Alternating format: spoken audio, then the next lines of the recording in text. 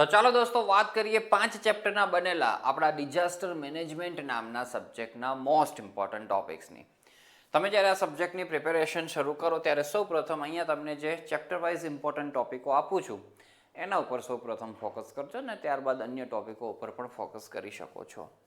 તો સૌપ્રથમ દોસ્તો આપણે ચેપ્ટર નંબર 1ની અંદર ડેફિનેશન કરજો તૈયાર ડિઝાસ્ટરની, પછી નેચરલ ડિઝાસ્ટર્સ અને મેન મેડ ડિઝાસ્ટર્સ, બરાબર.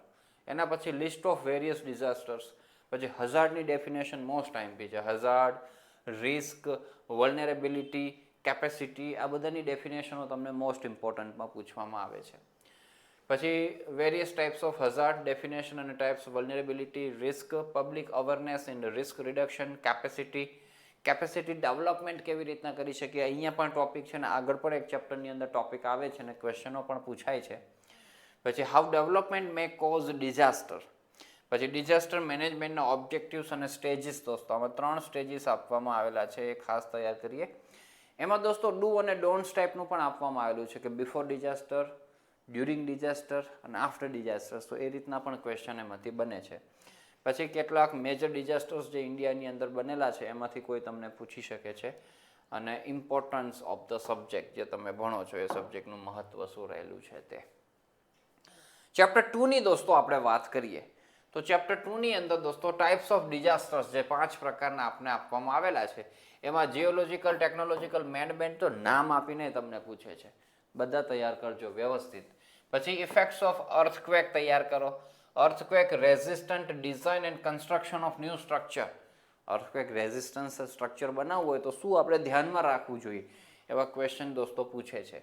પછી લેન્ડ સ્લાઇડ દોસ્તો એના કોઝિસ, ટાઈપ્સ, ઇફેક્ટ્સ, સુનામીના ડિફાઇન અને causes, environmental impact of mining. પછી ફ્લડનું તો બહુ બધી વખત પૂછાયેલું છે, એના types, causes, safety measures. Causes બહુ બધી વખત હોય છે. સાયક્લોનના એમાં પછી stage of formation, epidemics, biological hazard, technological disasters, એમાં એક્સપ્લેન એની one.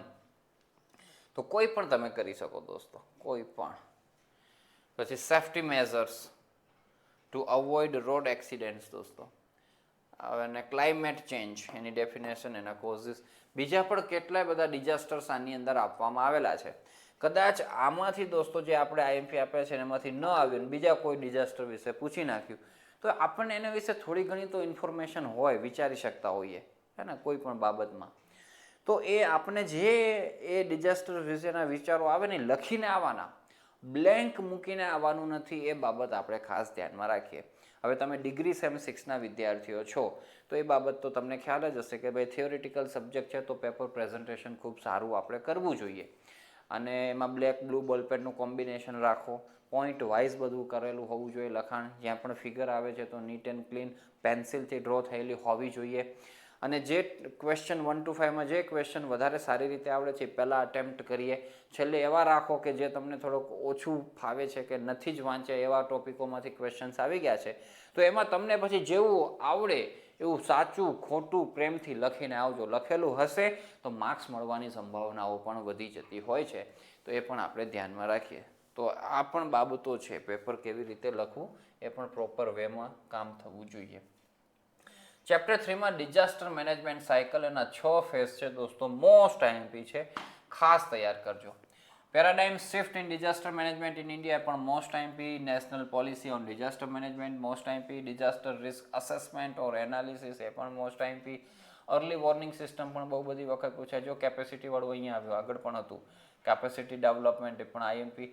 Disaster communication, emergency operation centre EOC, international decades for national disaster reductions અને આ યોકોહામા સ્ટ્રેટેજી એ પણ બહુ બધી વખત પૂછાય છે. Land use planning in disaster management છે ને અર્થક્વેક રેઝિસ્ટન્ટ ડિઝાઇન એન્ડ કન્સ્ટ્રક્શનની આગળ પણ હતું ચેપ્ટરમાં, અહીંયા પણ દોસ્તો આપેલું છે. એટલે આવું આમાં બનેલું છે ડિઝાસ્ટર મેનેજમેન્ટના સબ્જેક્ટની અંદર. એક જ કન્ટેન્ટ 2-3 ચેપ્ટરોની અંદર પણ હોઈ શકે. પછી ચેપ્ટર 4ની અંદર દોસ્તો vulnerability profile of India, mega disasters of India, lessons learned from that disasters. પછી disaster management act 2005 most IMP છે.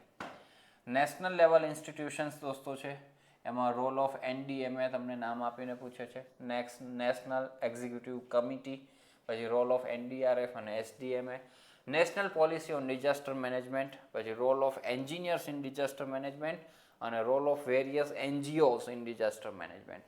આટલા ટોપિકોમાંથી ક્વેશ્ચન બનતા હોય છે.